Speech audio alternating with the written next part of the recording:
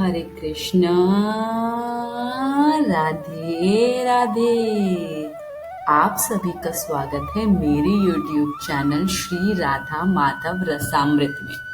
आज की वीडियो में हम होली और होलिका दहन की कथा, इतिहास और मुहूर्त के बारे में जानेंगे।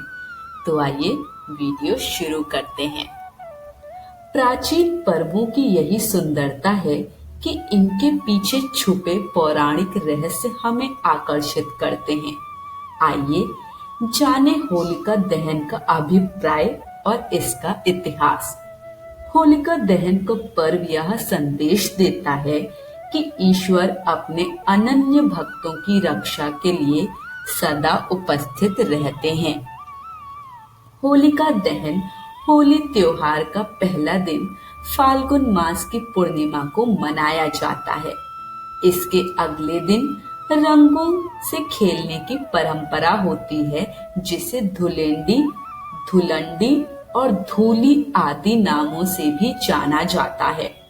होली बुराई पर अच्छाई की विजय के उपलक्ष्य में मनाई जाती है।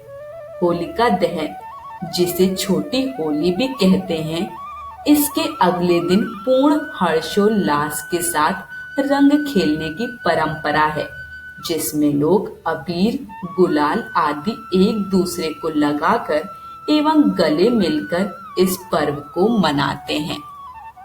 भारत में मनाए जाने वाले सबसे शानदार त्योहारों में से एक है होली। दिवाली की तरह ही इस त्योहार को भी अच्छाई की बुराई पर जीत का प्रतीक माना जाता है। हिंदुओं के लिए होली का पौराणिक महत्व भी है। इस त्योहार से जुड़ी सबसे प्रचलित कथा प्रहलाद, होलिका और हिरण्यकश्यप की है। लेकिन होली से संबंधित केवल यही कथा नहीं, बल्कि और भी कई कहानियां प्रचलित हैं। वैष्णव परंपरा में होली को होलिका, प्रहलाद की कथा का प्रतीकात्मक रूप माना जाता है। होलिका दहन के शास्त्रों अनुसार नियम फाल्गुन शुक्ल अष्टमी से फाल्गुन पूर्णिमा तक होलाष्टक माना जाता है, जिसमें शुभ कार्य वर्जित होते हैं। पूर्णिमा के दिन होलिका दहन किया जाता है। इसके लिए मुख्य से दो नियम ध्यान में रखने चाहिए। पहला, उस दिन भद्रा ना हो। भद्रा को विष्टिकरण भी कहा जाता है, जो कि 11 करणों में से एक है। एक करण तिथि के आधे भाग के बराबर होता है। दूसरा, पूर्णिमा तिथि प्रदोष काल व्यापनी होनी चाहिए। सरल शब्दों में कहें तो उस दिन सूर्यास्त के बाद के 3 मुहूर्तों में पूर्णिमा तिथि का होना आवश्यक है। होलिका दहन की पौराणिक कथा। पुराणों के अनुसार दानवराज हिरण्यकश्यप ने जब देखा कि उसका पुत्र प्रहलाद विष्णु भगवान के सिवाय किसी अन्य की भक्ति नहीं करता, तो वह क्रोधित हो उठा।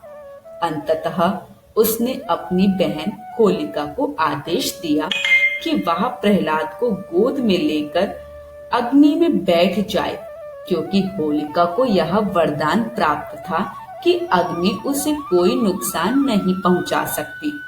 किंतु हुआ इससे ठीक विपरीत। होलिका जलकर भस्म हो गई, जबकि भक्त प्रहलाद को कुछ भी नहीं हुआ।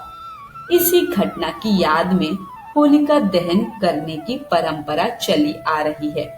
होली का पर्व यह संदेश देता है कि ईश्वर अपने अनन्य भक्तों की रक्षा के लिए सदा उपस्थित रहते हैं। होली से जुड़ी केवल कथा नहीं, बल्कि और भी कई कहानियां प्रचलित हैं। इसमें से एक है कामदेव को किया था भस्म। होली की एक कथा कामदेव से जुड़ी होती है।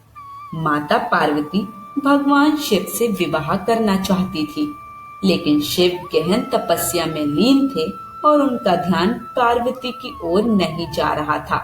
ऐसे में प्रेम के देवता कामदेव ने सहायता की और उन्होंने शिव पर पुष्प बाण चला दिया। तपस्या भंग होने पर शिव को अत्यंत क्रोध आया।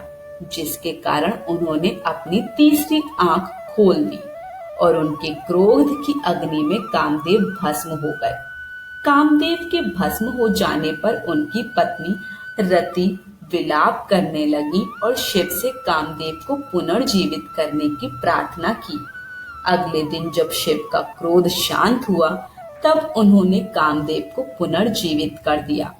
कहा जाता है कि कामदेव के भस्म होने के दिन होलिका जलाई जाती है और उनके पुनर्जीवित होने की खुशी में रंगों का त्योहार मनाया जाता है। दूसरी कथा है महाभारत की कथा। महाभारत की एक कथा के अनुसार श्री कृष्ण ने युधिष्ठिर से कहा कि एक समय की बात है जब श्री राम के एक पूर्वज महाराज रघु के शासन काल में एक असुर महिला रहती थी। उसे एक विशेष वरदान प्राप्त था जिसके कारण उसे कोई भी मार नहीं सकता था। वह केवल गली में खेल रहे बच्चों से भयभीत होती थी। गुरु वशिष्ठ ने बताया कि उसे केवल एक विशेष विधि से मारा जा सकता है। उन्होंने सुझाव दिया कि बच्चे अपने हाथों में लकड़ी के छोटे टुकड़े लें, शहर के बाहरी इलाके में जाएं, सूखी घास इकट्ठा करें और एक ढेर बनाकर उसे जलाएं। फिर वे उसके चारों ओर परिक्रमा करें, नृत्य करें, ताली बजाएं, गीत गाएं और नगाड़े बजाएं। जब ऐसा किया गया तब वह असुर महिला मारी गई। इस दिन को बुराई पर मासूमियत और अच्छाई की विजय के प्रतीक के रूप में एक उत्सव के रूप में मनाया गया। एक और कहानी है श्री कृष्ण और पूतना की कथा। होली का पर्व श्री कृष्ण से भी जुड़ा हुआ है। यह त्योहार जहाँ राधा कृष्ण के प्रेम का प्रतीक माना जाता है, वहीं पौराणिक मान्यताओं के अनुसार जब कंस को यह ज्ञात हुआ कि श्री कृष्ण गोकुल में जन्म ले चुके हैं, तब उसने पूतना नामक राक्षसी को नवजात शिशुओं को मारने के लिए भेजा। पूतना बच्चों को स्तनपान कराने के बहाने विषपान कराती थी, लेकिन श्री कृष्ण उसकी सच्चाई समझ गए और जब वह उन्हें दूध पिलाने लगी तब उन्होंने उसी क्षण उसका वध कर दिया। कहा जाता है कि तभी से होली पर्व मनाने की परंपरा शुरू हुई। अब हम जानते हैं होलिका दहन का इतिहास।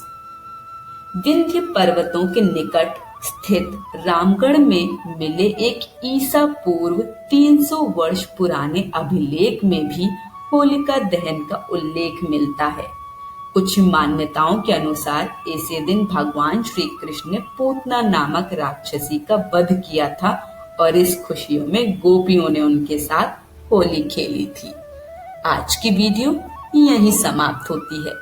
वीडियो पसंद आई हो तो कमेंट बॉक्स में हमें अपना फीडबैक जरूर दीजिए। वीडियो को लाइक शेयर करें और चैनल को सब्सक्राइब करें। सभी को हरे कृष्ण, राधे राधे।